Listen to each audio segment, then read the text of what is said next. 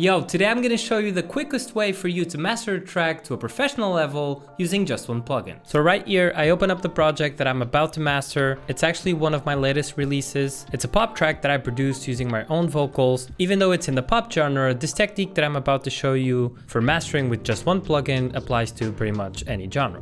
As you can see, instruments, and then down here we got the vocals. I'm going to give you a little preview with no mastering on. This is how it sounds.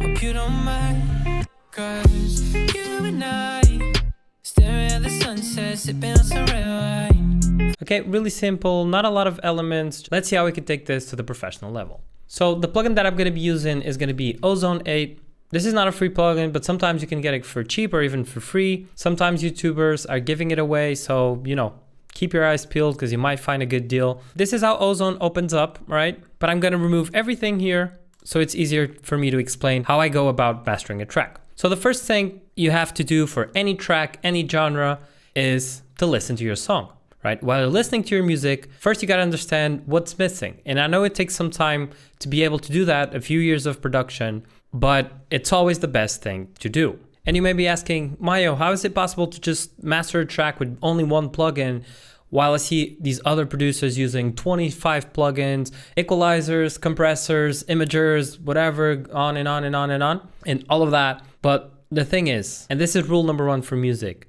no mastering will save a song, all right? Mixing will. If your mix sounds bad, if there's something wrong with the song in your mixing stage, the mastering is not going to fix that. So keep in mind that mastering is just polishing an already good product. So the first thing I'm going to be adding is an equalizer. And at this stage, you got to listen to your song and see what it's lacking. If it's lacking high frequencies, if you have too much bass and you want to reduce it a bit. Let's listen. Hope you don't mind, 'cause you and I staring at the sunset, sipping on some red. Hope you don't mind, 'cause you and I staring at the sunset, sipping on some red wine. Outside, nowhere to be known. I'm going to boost 1 dB in the high frequencies because I want my vocals to pop out a bit more and for them to shine a bit more. And honestly, I don't need to exaggerate anything here because I've done all of that in the mixing stage. If you balance all your frequencies in the mixing stage, drums, bass, instruments, and vocals, you pretty much don't need to do anything here. A good tip for you here is to compare your track to a professional one using some type of analyzer. There's a lot of plugins out there, and you can see if your track is reaching those bass frequencies and those high frequencies, and then you can level things out using an EQ. So for instance, if you see there's not enough bass on your project, you can boost it up a tiny little bit here. But if it's really, really lacking, my advice to you is to go back to the mixing stage and fill your song a bit more with whatever it needs. After the EQ, I'm going to start adding some compression. And for this, I'm going to use a multiband compressor. So this dynamics section here inside Ozone. And as you can see, it divides the song into 4 sections. So lows, mids, mid-highs, and high frequencies. I'm going to start by compressing the bass a little bit here because you don't want this to sound wild in other speakers like mono speakers or Bluetooth headphones or, PA speakers at the club. So you got to be careful here. Even though it might sound good on your mixing headphones or monitors, you got to make sure you compress that bass so it sounds really tight and controlled and you achieve a good sound in any type of speaker. So I'm going to put the limiter at around -0.5 or -3 just to be safe with that 0 level. And we're going to start going down with the threshold until we start compressing our bass. Hope you don't mind, 'cause you and I staring at the sunset. That's too much, right? Outside, nowhere to be noticed, getting out quiet time. I found love. So you see around like 2 to 3 dB being compressed. And keep in mind that this is my way of doing things. It doesn't mean it's actually correct, but it works for me and it might work for you. If you have any questions or you feel like I'm doing something wrong, just leave it down in the comments. So if you want to be more specific and you want to know what you're doing to your bass, you can solo it right here and then play it. And listen to the bass itself with and without the compression.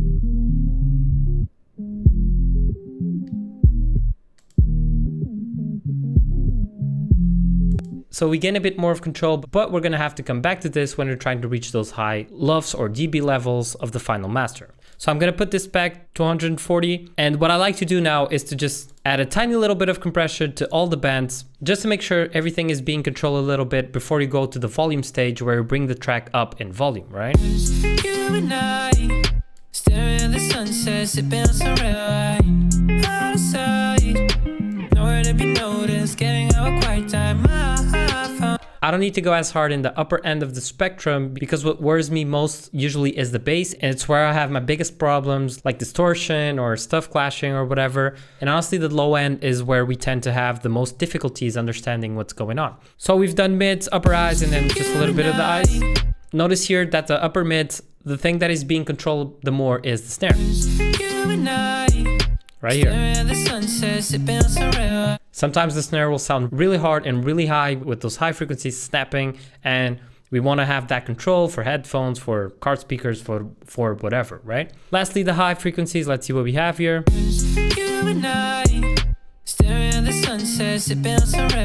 Just a tiny bit, maybe 1 dB. That's good.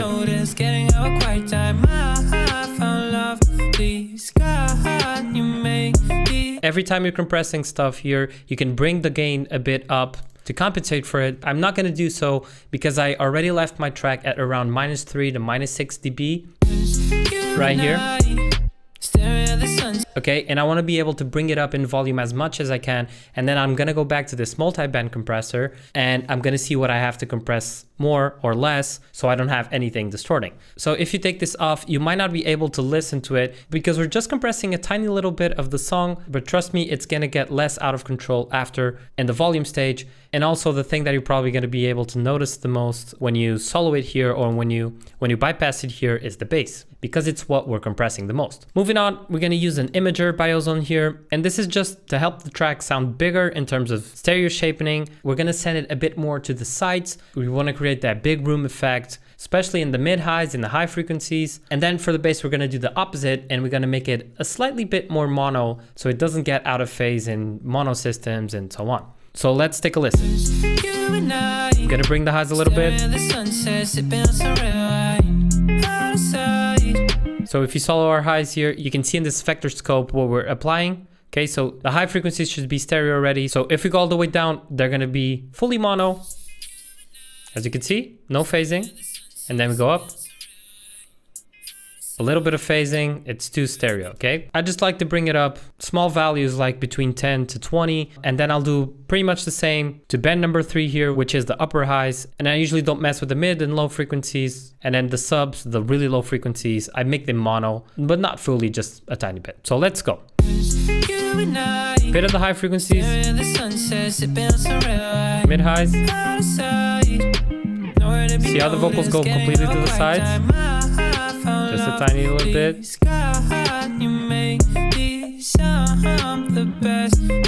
And then for the sub, let's solo it. You see it's slightly in stereo if we go all the way down. Mono, okay. So I'm just gonna bring it down a little bit, just below 140, and then you gotta make sure that you're not losing its impact in the whole mix. So let's take a listen.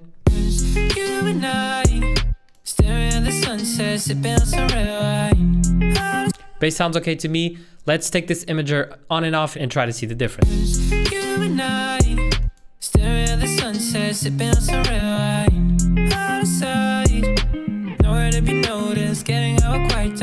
Especially the vocal gets a little bit more spread to the sides, and that gives it a wider effect. It makes it sound a bit bigger. Moving on, this is optional. What I add here is a vintage compressor. I like to give it some extra compression in the full track just before the volume stage, before the limiting. Something really, really small just to make it sound closer in volume. So by compressing, we're bringing the highest transient, so the highest parts of the song a bit down and make them more balanced with the lowest parts of the song. So I'm just gonna do some small compression here, and that's gonna help me bring up the volume later in the final stage. So no compression being applied right now. Let's go down. Right here we see minus half dB, okay, that's good. 1 dB, even less. Okay, that's good to me. And now the final stage, we're gonna be adding the maximizer, and this is gonna be our limiter inside Ozone, where we're gonna try to reach the desired audio levels to make sure our track sounds loud enough to compete with other professional tracks. and it's also ready for platforms like Spotify, Apple Music, and so on. So right here, I'm gonna set the ceiling to around -2 or -3. This is just the maximum level that the limiter will output. It's just a safety to make sure that your track won't go to 0 dB and start clipping. As you might remember, in the dynamic stage, we went a bit lower, but that's okay because we were only affecting certain parts of the song, and now we're gonna bring everything up as a whole. Right? And this stage here, you're gonna go up as much as you can in volume until it starts distorting. In this case, it's gonna be going down with the threshold. So let's go. You and I, staring at the sunset, sipping on some red wine. Out of sight, nowhere to be noticed, getting out of quiet time. I found love, please God. So at 20 is distorting, and probably your tracks are gonna start distorting way sooner than mine. That's because I mixed this track really low, around like -6 dB. So to make sure you're limiting it, you gotta look at these blue waves right here on the top. You and I, staring at the sunset, sipping on some red wine. Out of sight, nowhere to be known. So the kicks are being compressed in the snares a little bit, not too much. And if this was a normal track, let me just come here and actually put a fruity balance right here to emulate a track that you might have mixed at around -3 or something, and look how different it would be. You and I, staring at the sunset, sipping on some red wine. Out of sight. So we're already limiting a lot when we get to -6. But this is not the case here because I mixed it really low. So let's go further to around -10, and I don't think I hear any distortion here. You and I, staring at the sunset, sipping on some red wine. Out of sight. All right, I'm gonna leave it around -9. And now what I do at this stage is I go back to the dynamics and I make sure that the bass is not distorting. So let's go. Let's solo the bass right here at around 200. If I take it off, and you probably thought that the multiband compressor wasn't doing anything, but look at this right now. If we play it with the multiband compressor on, especially in the low end, we don't listen to any distortion, right? Sounds compact, sounds like a really tight low end. But if we deactivate it,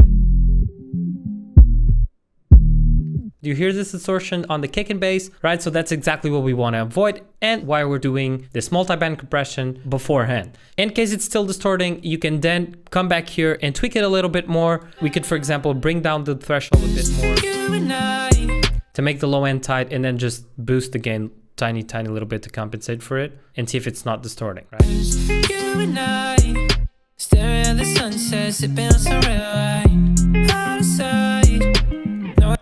And that is all for Ozone. It's just one plugin. Once again, you can do everything inside here. You don't need a ton of plugins on the mastering stage. If you know how to mix, if you're a good mixer, this is just a polishing stage, and trust me, your track will sound amazing after doing simple things like this. I'm not a pro when it comes to mastering, far away from that. I learned it on my own, but these were the kind of simple and really fast techniques that I learned that made my song sound okay and close to the professional level. You can use this as you will, apply it to your song, see what comes out. Last tip for you guys is to check the volumes and see if you're getting to that professional level, which for platforms like Spotify, the recommended is -14 LUFS, but in the loudness war, the real numbers are around -8 to -6, and that's really tough to get to without distorting unless you're really professional at mixing.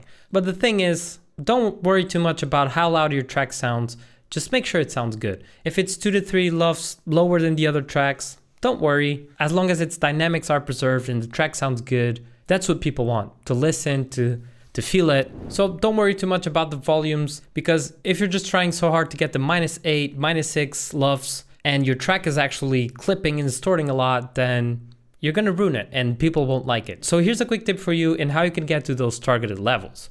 So we're gonna be using Yulin Loudness meter, and keep in mind, this is not used for mastering, this is just for you to check the levels of your song. And we're gonna be playing it without Ozone on. Let's see how it sounds. So really low at -20, 21. And now let's put Ozone on and see the difference. You and I, staring at the sunset, sipping on some red wine. Out of sight. So there we go, -14 for Spotify and other platforms. But for me, I want to go louder. I want to try and reach that -8. So here's a quick trick for you. You can obviously go back to Ozone's maximizer and bring this up all the way. You and I, until you reach it and it doesn't start distorting or something, but I don't want to push it too hard inside this limiter, so I'm going to use a different one just to make sure I distribute the weights here and I have two different plugins applying limiters in a different way. And for that, I'm going to use Pro L2 by FabFilter, which is one of the best limiters out there. I know the title of the video only says master your tracks using one plugin, but you know, everyone uses clickbait, right? All right, so right here, guys, we're gonna do the same. We're gonna set this to -0.2, like I told you before, just to be safe. And then we're gonna start going up with the gain until we reach the highest level we can without any distortion. Let's go. You and I, staring at the sunset, sipping on some red wine, out of sight. 7.5, I clearly hear distortion. You and I, staring at the sunset, sipping on some red wine. Around 6, 5.96, it sounds good to me. You can see that the kick is really being cut off right here. That might mean that my kick is probably too loud in the mix, so I probably would have to go back and make sure everything is okay. But I hear no distortion, so let's see what type of volumes we're getting at right now. You and I, staring at the sunset, sipping on some red wine. Right, so -8.9, -9, so we're already at that professional level, and trust me, this will be okay for a professional song. For this song in specific, it's not a really full song like an EDM song, for example, but I'd say that these values are perfect. If I want to go higher to -6 and it starts distorting, I won't stress that much. I will leave it at -8. I won't try and go like 2 weeks on a mixing stage fixing every little thing so I can push it higher here and push it higher there. Don't do that. -8, -9, whatever that is, it's way past that -14, so it will sound nicer on Spotify. Take in mind that Spotify compresses your songs and other platforms too. They're gonna bring all the tracks to -14 if I'm not mistaken. And this is to avoid you're listening to a track, then you skip to the next one and it's way louder or way lower, right? Compressing a -14 to -14 / compressing a -8 to -14, that minus weight, and it has been proven, I believe, it will sound better. It will sound punchier, fatter, whatever you want to describe it as. Okay, let me see if I can go higher. You and I, staring at the sunset, sipping on some red wine, out of sight. So we're reaching that -7 there, but I can see that the high frequencies are starting to sound really harsh, and there's definitely a bit of distortion in the low end, so I wouldn't push it this far unless my track was different or I had some noticeable problems in the mixing stage and I could fix them. That's not the case, so this is good for me. -9 is perfect for me, and that's definitely how I'm gonna release it. By the way, if you guys wanna listen to this track, I just released it on all platforms and I will leave a link down in the description. Thank you for watching this video. Let me know down in the comments what else you'd like to learn about music production. Any mastering tips and tricks that you'd like to share, you can do so down in the comment section, and I hope to see you around again soon, so take care and happy production. Yeah, please stay right inside of me. I'm a book that you can read. You gotta worry about any returns, cause girl, I'm yours to keep.